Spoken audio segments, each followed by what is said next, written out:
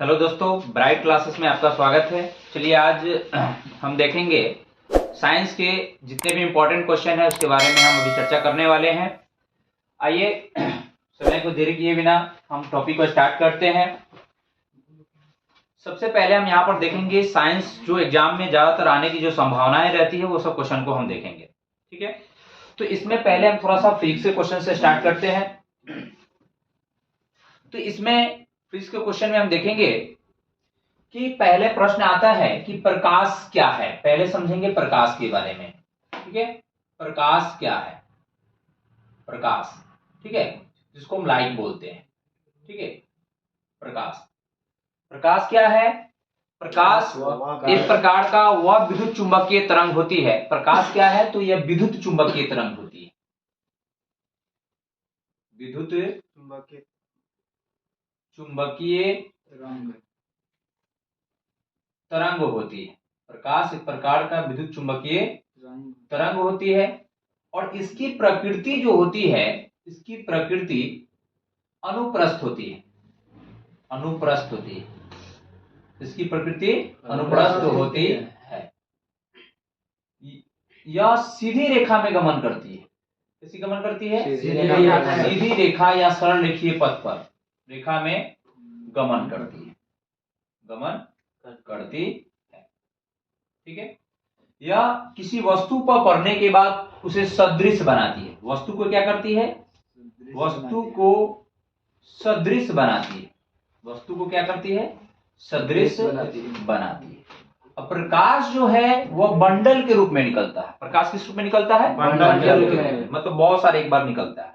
ठीक है, तो प्रकाश क्या है? तो प्रकाश एक प्रकार का वह विद्युत चुंबकीय तरंग है जिसकी प्रकृति अनुप्रस्थ होती है और यह किसी वस्तु पर पड़ने के बाद उसे सदृश बनाती है और यह एक प्रकार की ऊर्जा है। यह एक प्रकार की ऊर्जा है। एक प्रकार की यह क्या है? ऊर्जा है। ठीक है, ऊर्जा है। तो प्रश्न एग्जाम में यहां से क्वेश्चन क्या क्या पूछे जाते हैं? तो प्रश्न यहाँ एग्जाम में क्वेश्चन पूछे जाता है प्रकाश किस प्रकार का तरंग है, तो इसका जवाब याद रखेंगे विद्युत चुंबकीय तरंग है। क्या है? विद्युत चुंबकीय तरंग। ठीक है, प्रकाश की प्रकृति क्या होती है? तो अनुप्रस्थ होती है। प्रकाश की प्रकृति क्या होती है? अनुप्रस्थ होती है। प्रकाश किस पथ पर गमन करती है? तो सरल रेखीय पथ पर या सीधी रेखा में गमन करती है। ठीक है, यह एक प्रकार की क्या है? ऊर्जा है। ये क्वेश्चन यहां से ये भी देखने को मिलते हैं, कई बार क्वेश्चन देखने को मिलते हैं कि निर्वात में प्रकाश की चाल क्या होती है। निर्वात में, निर्वात या हवा में, निर्वात या हवा में प्रकाश की चाल, प्रकाश की चाल। ठीक है, निर्वात या हवा में प्रकाश की चाल जो होती है वह होती है 3 गुने 10 पर पावर 8 मीटर प्रति सेकेंड होती है। कितनी होती है? 3 गुने 10 पर पावर 8 मीटर प्रति सेकेंड या 3 लाख किलोमीटर प्रति सेकेंड दी जाती है। ठीक है, तो प्रकाश से ज्यादातर क्वेश्चन याद रखेंगे। प्रकाश किस प्रकार का तरंग है? तो विद्युत चुंबकीय तरंग है। प्रकाश की प्रकृति क्या होती है? तो अनुप्रस्थ होती है। प्रकाश किस पथ पर गमन करती है? तो सरल रेखीय पथ पर या सीधी रेखा में गमन करती है। ठीक है, प्रकाश क्या है? तो प्रकाश एक प्रकार की ऊर्जा है। निर्वात या हवा में प्रकाश की चाल जो होती है वह कितनी होती है? 3 गुने 10 का पावर 8 मीटर प्रति सेकेंड होती है। ठीक है, यहां से इतने क्वेश्चन को याद रखना है। उसके बाद देखिए मोस्ट इंपोर्टेंट क्वेश्चन आते हैं प्रकाश के परावर्तन। प्रकाश के परावर्तन क्या है? प्रकाश का परावर्तन, प्रकाश का परावर्तन क्या है? रिफ्लेक्शन ऑफ लाइट, प्रकाश का परावर्तन। तो प्रकाश का परावर्तन किसे कहते हैं? प्रकाश के किसी वस्तु से टकराकर अपने पूर्व माध्यम में लौट जाने की घटना क्या कहलाती है? थोड़ा टॉपिक लिखते चलेंगे। प्रकाश का परावर्तन किसे कहेंगे? प्रकाश के किसी वस्तु से टकराकर अपने पूर्व माध्यम में लौट जाने की घटना प्रकाश का परावर्तन कहलाती है। प्रकाश का परावर्तन क्या है? देखिए, प्रकाश का परावर्तन कहता है प्रकाश के किसी वस्तु से, प्रकाश के किसी वस्तु से टकराकर, प्रकाश के किसी वस्तु से टकराकर अपने पूर्व माध्यम में, अपने पूर्व माध्यम में लौट जाने की घटना प्रकाश का परावर्तन कहलाती है। प्रकाश का क्या कहलाती है? परावर्तन कहलाती है। प्रकाश के किसी वस्तु से टकराकर, यानी जैसा कि देखिए कि प्रकाश जो है मान लीजिए कि ये प्रकाश, ये समतल सतह है, ये कोई जो है समतल सतह है, और इस समतल सतह पर प्रकाश की किरण यहां से ऐसे आपतित हो रही है और से टकराकर लौट जा रही है। ये आपतित किरण है और ये परावर्तित किरण है, और यहां पर जो है ये आपतन बिंदु पर हम यहां पर लंब डाल देते हैं। ये एन जो है नॉर्मल लंब हो गया, ये ए ओ आपतित किरण हो गया, ओ बी जो हो गया परावर्तित किरण हो गया, ये आपतन बिंदु हो गया। ये क्या हो गया? आपतन बिंदु हो गया। ठीक है, आपतन बिंदु। इसका क्या नाम है? आपतित किरण। क्या नाम है? आपतित किरण। क्या नाम है? आपतित किरण। इसका क्या नाम है? परावर्तित किरण नाम है। ठीक है, आपतित किरण और परावर्तित किरण। इसका क्या नाम है? अभिलंब। ठीक है, और देखिए तो प्रकाश के ये आपतित किरण और अभिलंब के बीच बना कोण आपतन कोण कहलाता है, जिसे हम आई द्वारा सूचित करते हैं, और परावर्तित किरण और अभिलंब के बीच बना कोण परावर्तन कोण कहलाता है, जिसे हम आर द्वारा सूचित करते हैं। ठीक है, तो आपतित किरण को आई और परावर्तित किरण को आर द्वारा सूचित किया जाता है। ठीक है, अब देखेंगे यहाँ पर कि ये भी क्वेश्चन एग्जाम में कई बार देखने को मिलता है कि प्रकाश के परावर्तन के कितने नियम। ये सब जितने भी क्वेश्चन देख रहे हैं सब वीवीआई क्वेश्चन होंगे। ठीक है, प्रकाश के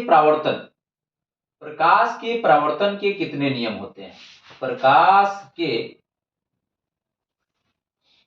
परावर्तन के कितने नियम होते हैं?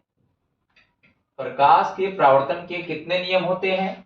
तो प्रकाश के परावर्तन के 2 नियम होते हैं। कितने नियम होते हैं? 2 नियम होते हैं। प्रकाश के परावर्तन कितने नियम? 2 नियम होते हैं। ठीक है, जिसमें पहला नियम हम यहाँ पर देखेंगे।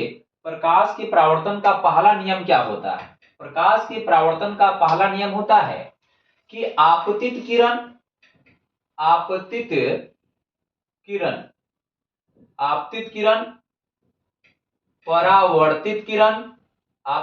परावर्तित किरण तथा आपतन बिंदु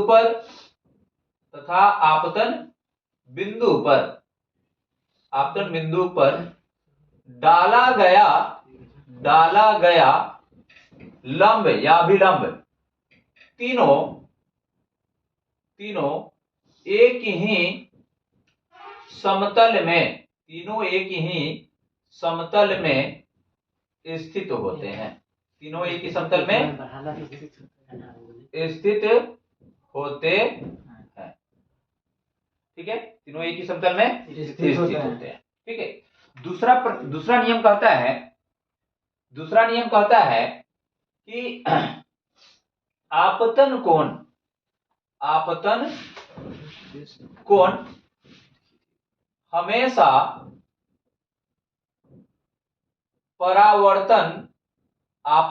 हमेशा परावर्तन कोण के बराबर होते हैं।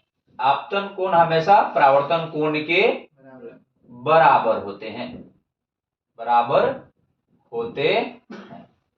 आपतन कोण हमेशा क्या होता है? कोण परावर्तन कोण के बराबर होते हैं। यानी कोण आई बराबर, अर्थात हम लिख सकते हैं, क्या लिख सकते हैं? कोण आई बराबर कोण आर।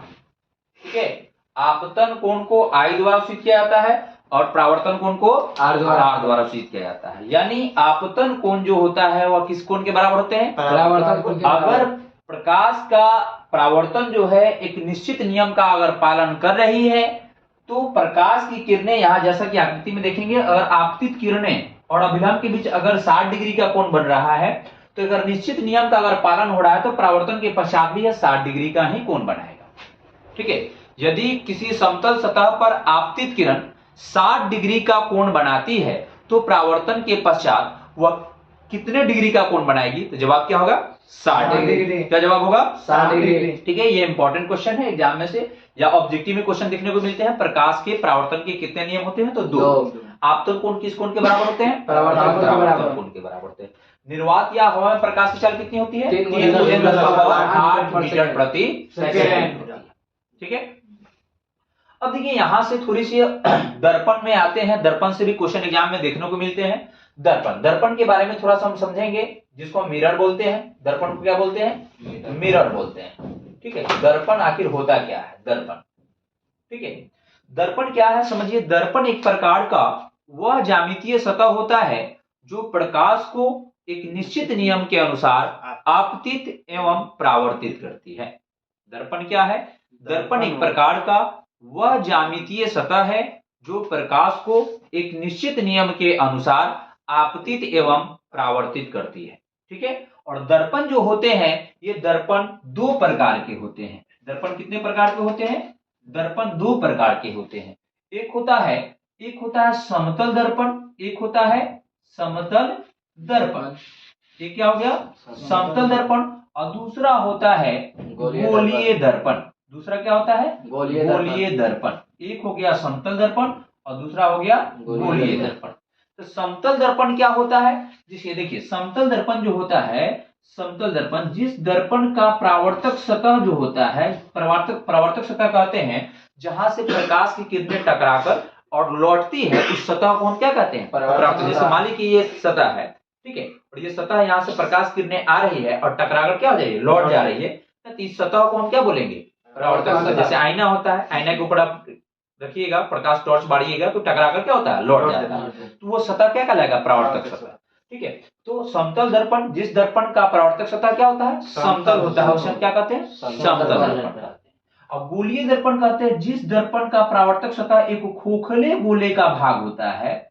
जिस दर्पण का परावर्तक सतह जो होता है एक खोखले गोले का भाग होता है, उसे हम क्या कहते हैं? गोलीय दर्पण। उसे क्या कहते हैं? गोलीय दर्पण कहते हैं। और गोलीय दर्पण जो होता है, गोलीय दर्पण वो मुख्यतः 2 प्रकार के होते हैं। गोलीय दर्पण कितने प्रकार के? 2 प्रकार के। 2 प्रकार के। ठीक है, गोलीय दर्पण 2 प्रकार के होते हैं। एक में देखेंगे अवतल दर्पण। क्या होगा? अवतल दर्पण। अवतल दर्पण। गोलीय दर्पण कितने प्रकार के? 2 प्रकार के। एक अवतल दर्पण हो गया, एक हो गया उत्तल दर्पण। अवतल दर्पण और दूसरा क्या हो गया? उत्तल दर्पण। ठीक है, तो अवतल दर्पण किसे कहते हैं? अवतल दर्पण किसे कहते हैं? जिस दर्पण का परावर्तक सतह धंसा हुआ होता है, ठीक है, और उठा हुआ या उभड़ा हुआ भाग कलई किया होता है, उसे हम क्या कहते हैं? अवतल दर्पण। तो अवतल दर्पण किसे कहेंगे? अवतल दर्पण का यहाँ पर जैसे डायग्राम बनाते हैं, फिगर देखिए यहाँ पर, ये देखिए इसका परावर्तक सतह जो है, ये मान ली कि m' जो है ये अवतल दर्पण है कि इसका परावर्तक सतह धंसा हुआ है और ये कलई किया हुआ भाग है, उठा हुआ भाग है। ठीक है, और उत्तल दर्पण जो होता है, यहाँ देखिए उत्तल दर्पण का परावर्तक सतह उठा हुआ होता है तथा चिपका हुआ भाग क्या होता है? चिपका हुआ भाग कलई किया हुआ है। ठीक है, तो अवतल और उत्तल दर्पण समझ में आया? ठीक है, अवतल और उत्तल दर्पण समझ में आया। अवतल दर्पण किसे कहेंगे? जिस दर्पण का परावर्तक सतह धंसा हुआ या चिपका हुआ होता है उसे हम अवतल दर्पण कहते हैं। और जिस दर्पण का परावर्तक सतह क्या होता है? उठा हुआ या उभरा हुआ, जैसा कि यहाँ देखेंगे ये उठा हुआ है, नहीं उभरा निकला हुआ रहेगा, उसे हम क्या कहेंगे? उत्तल दर्पण। और जिसका परावर्तक सतह धंसा हुआ रहेगा, चिपका हुआ रहेगा, अवतल दर्पण होगा। ठीक है, इसको देखेंगे।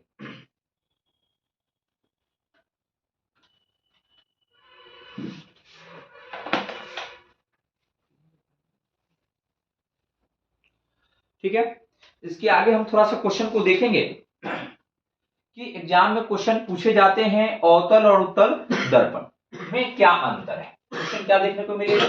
अवतल और द्वितीय क्वेश्चन है अवतल एवं उत्तल दर्पण में अंतर। अवतल एवं उत्तल दर्पण में अंतर, ये भी क्वेश्चन इंपॉर्टेंट है। अवतल एवं उत्तल दर्पण में अंतर। ठीक है, तो तो अवतल एवं उत्तल दर्पण में क्या अंतर होता है, इस चीज को हम समझेंगे। तो देखिए अवतल और उत्तल दर्पण में निम्नलिखित अंतर होता है। ठीक है, कॉपी को दो भागों में बांटेंगे और एक तरफ लिख देंगे अवतल दर्पण, एक तरफ क्या लिख देंगे अवतल दर्पण, और दूसरी तरफ लिख देंगे उत्तल दर्पण। उत्तल दर्पण। उत्तल दर्पण, एक तरफ अवतल दर्पण और दूसरी तरफ उत्तल दर्पण। एक में क्या लिखेंगे अवतल दर्पण और दूसरी क्या लिखेंगे उत्तल दर्पण। ठीक है, तो अवतल दर्पण में देखेंगे,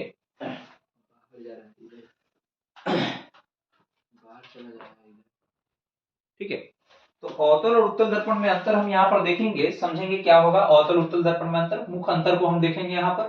ठीक है, ये हो गया उत्तल दर्पण, उत्तल दर्पण। ठीक है, तो यहाँ देखिए अवतल उत्तल दर्पण में क्या अंतर है, तो निम्नलिखित अंतर हम यहाँ पर देख रहे हैं कि अवतल उत्तल दर्पण में निम्नलिखित अंतर है, जिसमें हम पहला अंतर को यहाँ पर समझेंगे कि अवतल दर्पण का परावर्तक सतह धंसा हुआ होता है। क्या लिखेंगे, इसका परावर्तक सतह, इसका परावर्तक सतह, इसका परावर्तक सतह क्या होता है, धंसा हुआ होता है। किसका, अवतल दर्पण का। उत्तल में देखेंगे कि इसका परावर्तक सतह उठा हुआ होता है,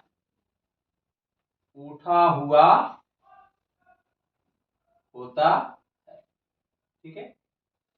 दूसरा अंतर देखेंगे कि अवतल दर्पण को अभिसारी दर्पण कहा जाता है। तो अवतल दर्पण को, यह भी इंपॉर्टेंट क्वेश्चन है कि अवतल दर्पण को अभिसारी दर्पण क्यों कहा जाता है। तो अवतल दर्पण को अभिसारी दर्पण इसलिए कहा जाता है कि अवतल दर्पण में मुख्य अक्ष के समांतर जितने भी किरणें आती है वो सभी दर्पण से परावर्तन होने के पश्चात मुख्य फोकस पर अभिसारित हो जाती है। यही कारण है कि उसे अभिसारी दर्पण कहा जाता है। और उत्तल में क्या होता है, उत्तल दर्पण किरणों को क्या है, मुख्य समांतर आने वाली किरणें दर्पण से परावर्तन पर फैला देती है, इसलिए उसको अपसारी दर्पण कहा जाता है। तो हम इसमें लिखेंगे कि इसे अभिसारी दर्पण कहते हैं। इसे क्या कहते हैं, अभिसारी दर्पण कहते हैं। ठीक है, और इसे क्या कहते हैं, इसे अपसारी दर्पण कहते हैं, इसे अपसारी दर्पण कहते हैं। ठीक है, इसे अपसारी दर्पण कहते हैं। तीसरा अंतर देखेंगे कि अवतल दर्पण की फोकस दूरी और वक्ता त्रिज्या ऋणात्मक होती है। ठीक है, इसकी फोकस दूरी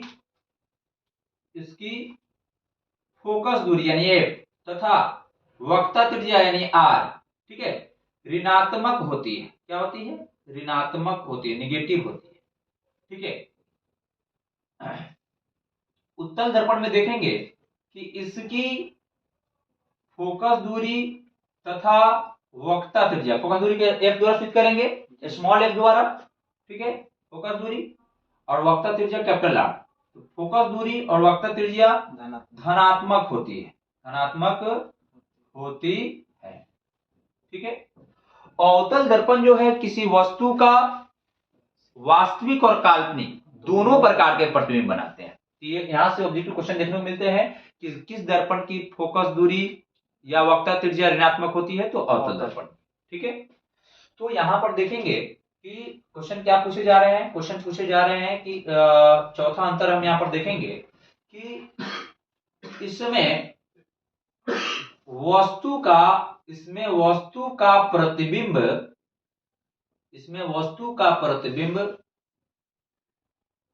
वास्तविक तथा काल्पनिक यानी आभासी जिसको कहते हैं, दोनों बनता है। चौथा इसका उत्तर देखेंगे, इसका अंतर में कि इसमें वस्तु का प्रतिबिंब केवल काल्पनिक बनता है, काल्पनिक यानी आभासी। केवल काल्पनिक बनता है। ठीक है, अगला अंतर लिखना चाहेंगे तो लिख सकते हैं कि अवतल दर्पण किसी वस्तु का बड़ा तथा छोटा दोनों प्रकार के प्रतिबिंब बनाते हैं। उत्तल दर्पण किसी वस्तु का प्रतिबिंब हमेशा छोटा बनाता है। ठीक है, अवतल में बड़ा छोटा दोनों बनता है, काल्पनिक व आभासी दोनों प्रकार के बनते हैं, लेकिन उत्तल दर्पण में क्या होते हैं, केवल छोटा प्रतिबिंब और काल्पनिक यानी आभासी ही प्रतिबिंब बनता है। ठीक है, ये हो गया आपका अवतल उत्तल में अंतर। ठीक है, ये इंपॉर्टेंट क्वेश्चन है, इसको भी नोट करें।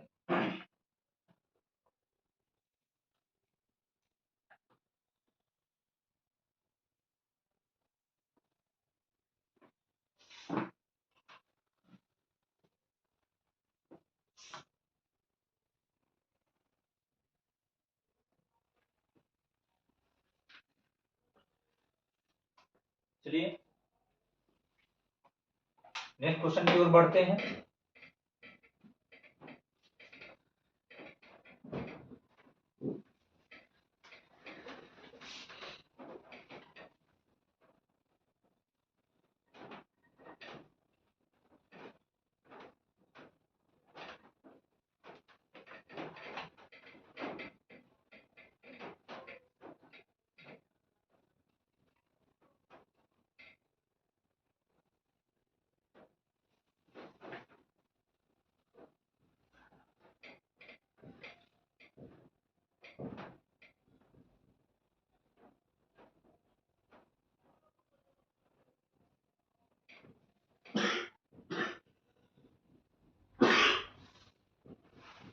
ठीक है, अगली क्वेश्चन की ओर बढ़ते हैं।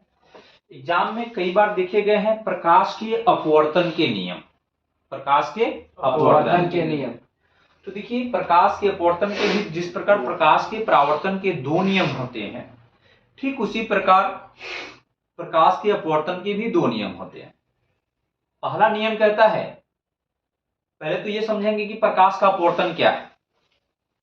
तो प्रकाश की किरणें जब एक माध्यम से दूसरे माध्यम में प्रवेश करती है तो उसके मार्ग में परिवर्तन आता है, इसे ही प्रकाश का अपवर्तन कहते हैं। प्रकाश का अपवर्तन किसे कहते हैं, जब प्रकाश की किरणें एक माध्यम से दूसरे माध्यम में प्रवेश करती है तो उसके मार्ग में जो परिवर्तन आता है उसे हम क्या कहते हैं, प्रकाश का अपवर्तन कहते हैं। ठीक है, अब देखेंगे कि प्रकाश के अपवर्तन के कितने नियम होते हैं। तो प्रकाश के अपवर्तन के दो नियम होते हैं। कितने, दो नियम। ये भी ऑब्जेक्टिव में क्वेश्चन देखने को मिलता है। प्रकाश के अपवर्तन कितने नियम, दो नियम। तो पहला नियम होता है आपतित किरणें,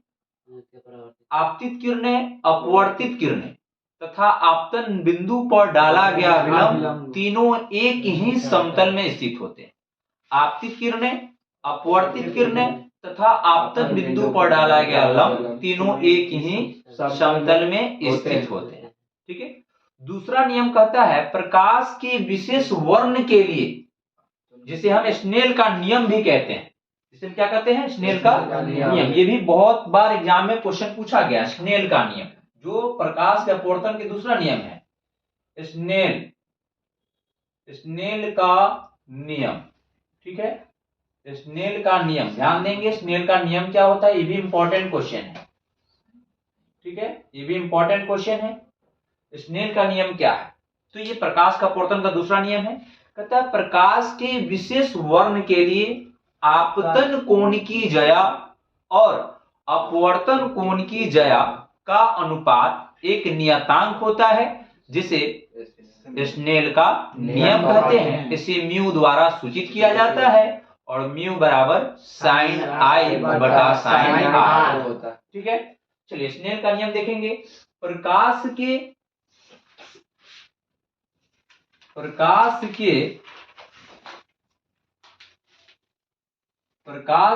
किसी विशेष वर्ण के लिए, प्रकाश के किसी विशेष वर्ण के लिए आपतन कोण की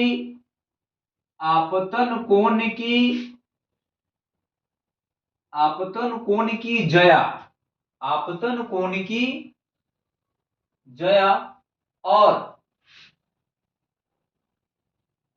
अपवर्तन कोण की जया, अपवर्तन कोण की जया का, जया का अनुपात, अनुपात एक नियतांक होता है, नियतांक होता है, उसे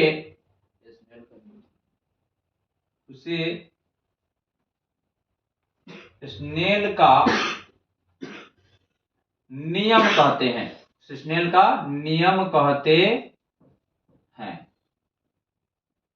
इसे म्यू, इसको क्या पढ़ेंगे, म्यू पढ़ेंगे, म्यू द्वारा सूचित किया जाता है, इसे म्यू द्वारा सूचित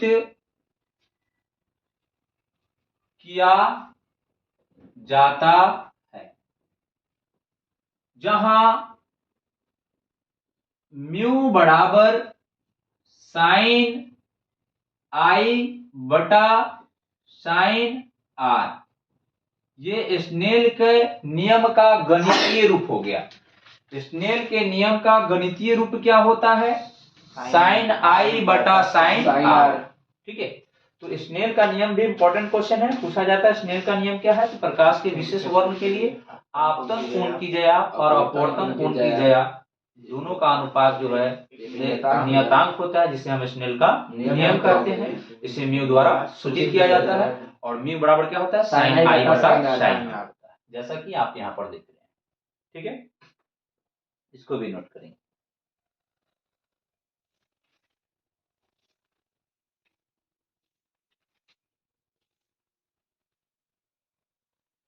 ठीक है, अब क्वेश्चन जरा ये भी देखेंगे, क्वेश्चन एग्जाम में पूछे जाते हैं कि अवतल दर्पण को अभिसारी दर्पण क्यों कहा जाता है। ये भी इंपॉर्टेंट क्वेश्चन है। क्वेश्चन क्या कह रहा है, अवतल दर्पण को, क्वेश्चन कह रहा है कि अवतल, अवतल दर्पण को, अवतल दर्पण को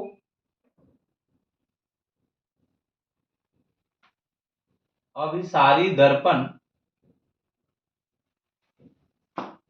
क्यों कहते हैं।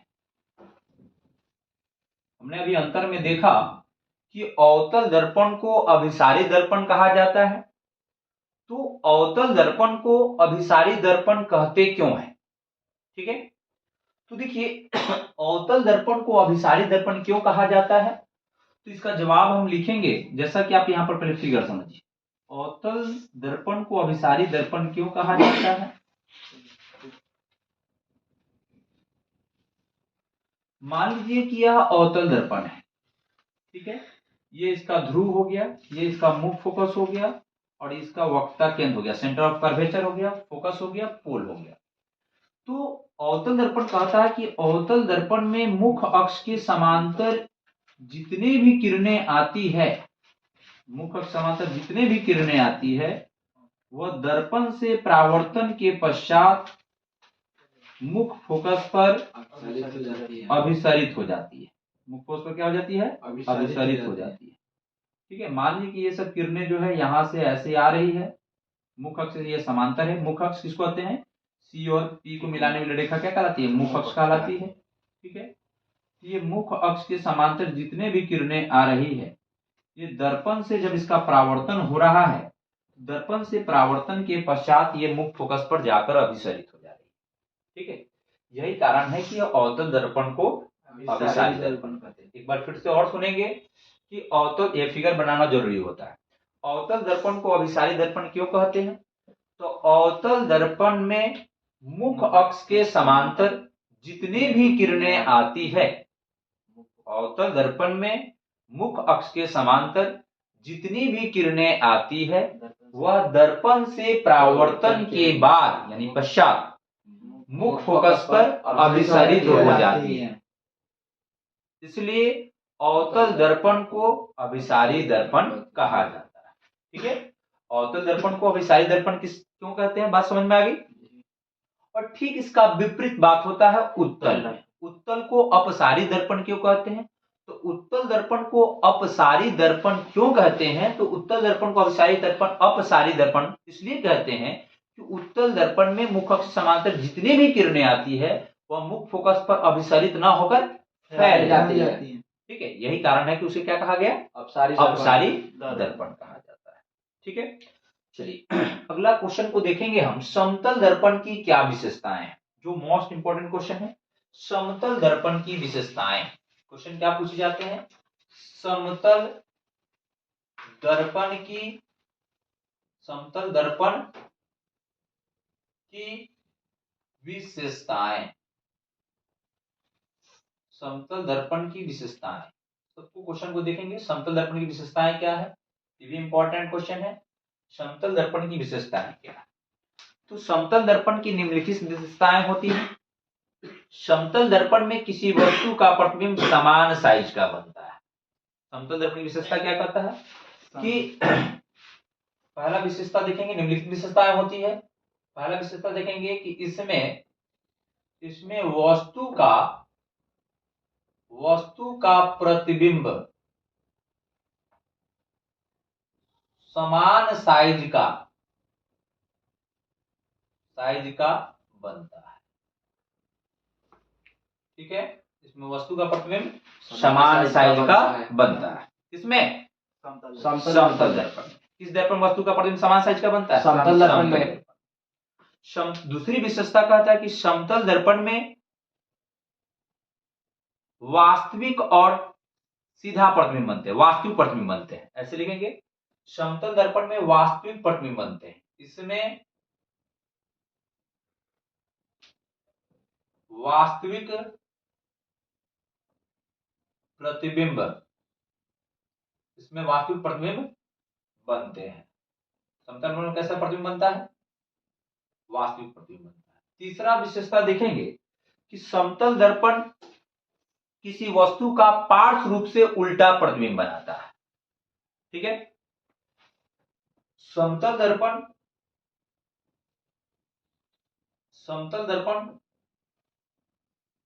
किसी वस्तु का पार्श्व रूप से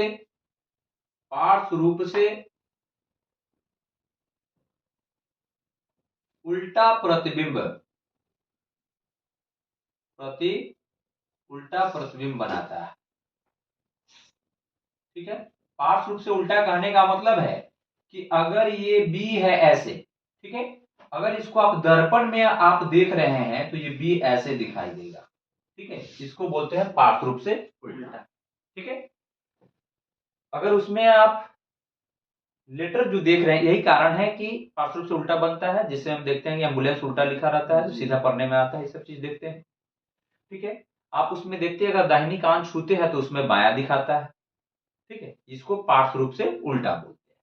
ठीक है, और अगली विशेषता में अगर हम देखेंगे कि समतल दर्पण जो होता है, समतल दर्पण, उसमें वस्तु का प्रतिबिंब उतना ही पीछे बनता है जितना वस्तु को आगे रखा जाता है। यानी दर्पण के सामने जितना दूरी पर वस्तु को आप रखते हैं उतना ही दूरी पर दर्पण के ठीक पीछे वस्तु का प्रतिबिंब बनता है। ठीक है,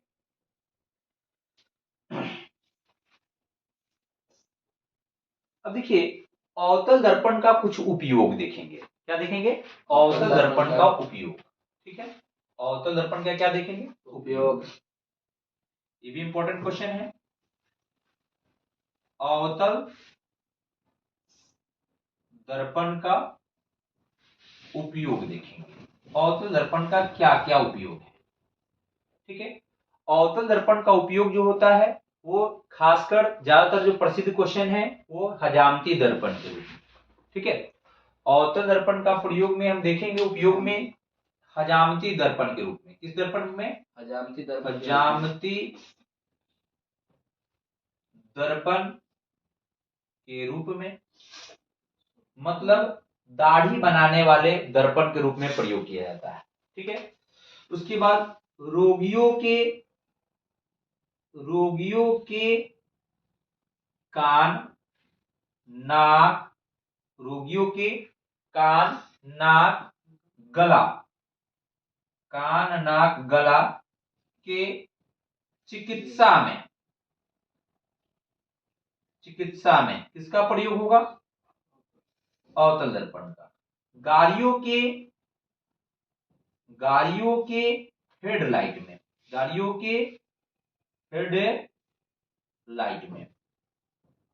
ठीक है। ये सब अवतल दर्पण की उपयोगिता होगी। ठीक है। उत्तल दर्पण का प्रयोग जो है गाड़ी के साइड मिरर के रूप में किया जाता है। ठीक है। उत्तल दर्पण का प्रयोग कहाँ किया जाता है? गाड़ी के साइड मिरर। ठीक है। ठीक है। अब देखिए प्रश्न जो है यहां से एग्जाम में पूछे जाते हैं कि उत्तल दर्पण का प्रयोग कहां होता है? तो गाड़ी के साइड मिरर के रूप में होता है। उत्तल दर्पण का प्रयोग कहां? गाड़ी के साइड मिरर के रूप में। ठीक है। क्वेश्चन है कि उत्तल दर्पण का उपयोग या प्रयोग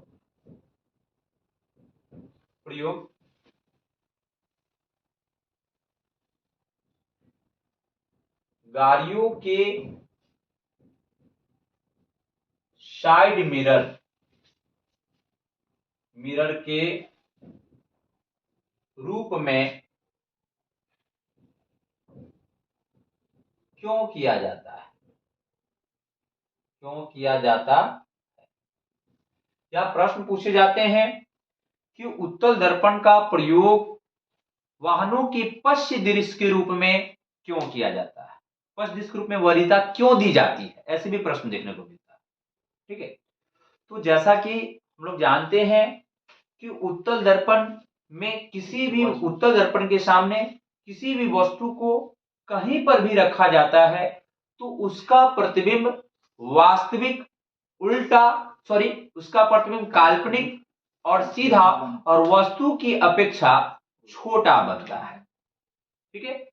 वो किसी भी कंडीशन में आप कहीं पर भी उत्तल दर्पण में किसी वस्तु को आप अनंत पर रखिए, अनंत और वक्ता केंद्र के बीच रखिए, या उसको वक्ता केंद्र पर रखिए, वक्ता केंद्र और मुख्य फोकस के बीच रखिए, या मुख्य फोकस पर रखिए, या मुख्य फोकस और ध्रुव के बीच रखिए। और उत्तल दर्पण में आप कहीं पर भी आप वस्तु को रखते हैं तो उसका प्रतिबिंब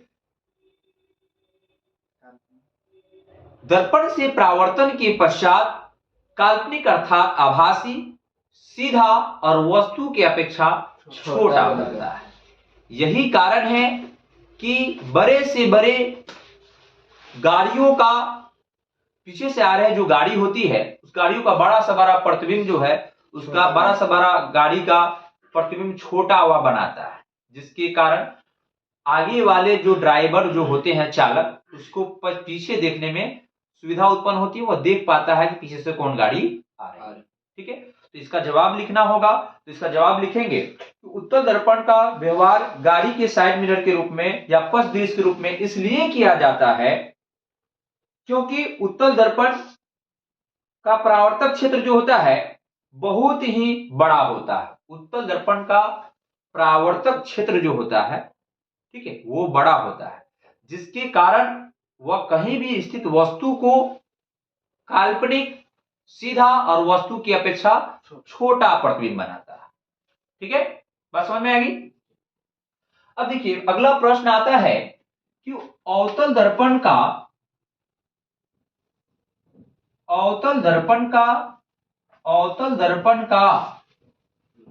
उपयोग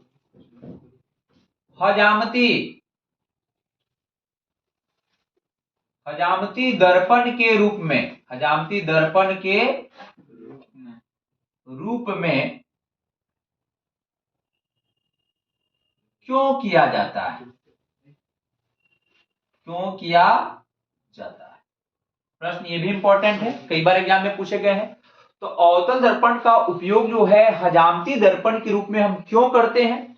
तो देखिए अवतल दर्पण में अधिकांशतः प्रतिबिंब जो है वास्तविक और उल्टा ही बनते हैं, परंतु एक कंडीशन है कि जब अवतल दर्पण में वस्तु को मुख्य फोकस और ध्रुव के बीच जब वस्तु को रखा जाता है तो उसका प्रतिबिंब काल्पनिक, सीधा और आवर्धित बनता है। जिसके कारण हजामती दर्पण के सामने जो व्यक्ति बैठे होते हैं उसके चेहरे के बाल जो होते हैं, या सिर के बाल हो या दाढ़ी हो, ये छोटा ही बाल को बड़ा करके दिखाता है। ठीक है, तो अवतल दर्पण का व्यवहार अवतल दर्पण का प्रयोग जो है हजामती दर्पण के रूप में क्यों किया जाता है? तो अवतल दर्पण में जब किसी वस्तु को मुख्य फोकस और ध्रुव के बीच रखा जाता है तो उसका प्रतिबिंब दर्पण के पीछे काल्पनिक, सीधा और आवर्धित बनता है, जिससे व्यक्ति के चेहरे के छोटे छोटे बाल बड़े दिखाई देते हैं। यही कारण है कि उसके हजामती दर्पण के रूप में उसे अवतल दर्पण का व्यवहार किया जाता है। ठीक है, चलिए यहां तक क्लियर हो गया।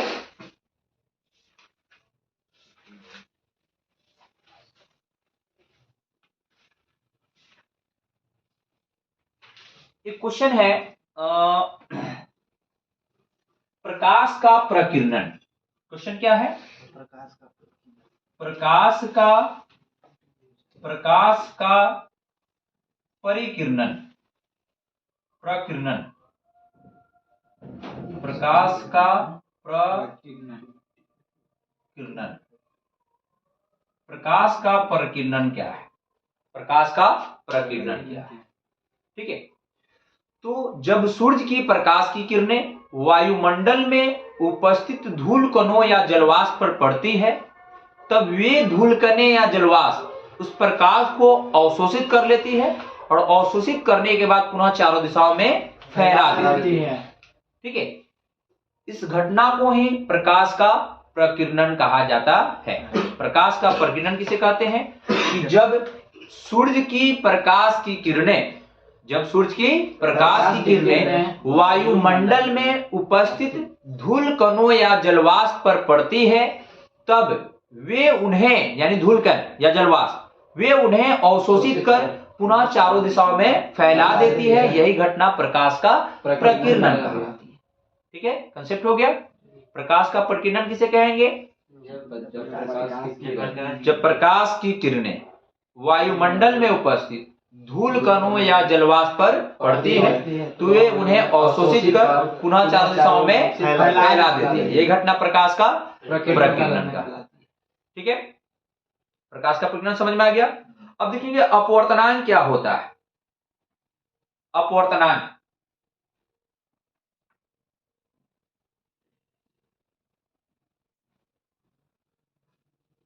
देखिए हम लोग क्वेश्चन जो है गेसिंग क्वेश्चन पढ़ रहे हैं, जो एग्जाम में आने की ज्यादा संभावना होगी।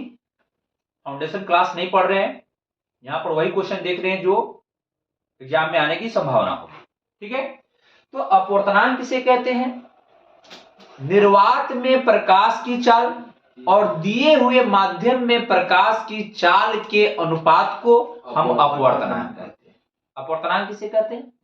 निर्वात में प्रकाश की चाल और दिए हुए माध्यम में प्रकाश की चाल के अनुपात को हम क्या कहते हैं? अपवर्तनांक कहते हैं। ठीक है, अपवर्तनांक समझ में आ गया। अपवर्तनांक किसे कहते हैं? निर्वात में प्रकाश की चाल और दिए हुए माध्यम में प्रकाश की चाल को अपवर्तनांक कहते हैं। जैसे हीरे का अपवर्तनांक जो होता है, ठीक है, हीरा का अपवर्तनांक, हीरा का अपवर्तनांक कितना होता है? 2.42 होता है। हीरा का अपवर्तनांक कितना होता है? 2.42। जल का अपवर्तनांक कितना होता है? जल का अपवर्तनांक होता है 1.33। जल का अपवर्तनांक क्या होता है? 1.33। जल का अपवर्तनांक क्या होता है? 1.33 होता है। ठीक है, और देख लीजिए किरोसिन तेल का अपवर्तनांक होता है किरोसिन तेल का अपवर्तनांक कितना हो जाता है? किरोसिन तेल का अपवर्तनांक हो जाता है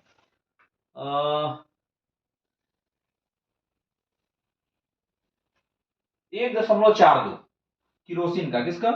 किरोसिन तेल का अपवर्तनांक जो होता है 1.42 हो जाता है किरोसिन तेल का।